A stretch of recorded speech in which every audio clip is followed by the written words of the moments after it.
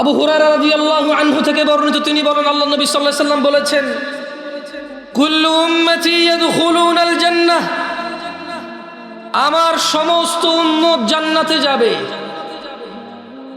ইল্লা মান আবা, আবা ব্যতীত। ওনার কতজন উম্মত জান্নাতে যাবে একটু বলিয়েন আমার সাথে সাথে। ঠান্ডা আপনাদেরও লাগতেছে, আমারও হালকা লাগতেছে, তাহলে সবাই একটু ওয়ার্ম আপ হলাম, কেমন? আল্লাহর নবীর কতজন উম্মত জান্নাতে যাবে? ইল্লা মান আবা, আবা ব্যতীত সবাই জান্নাতে যাবে।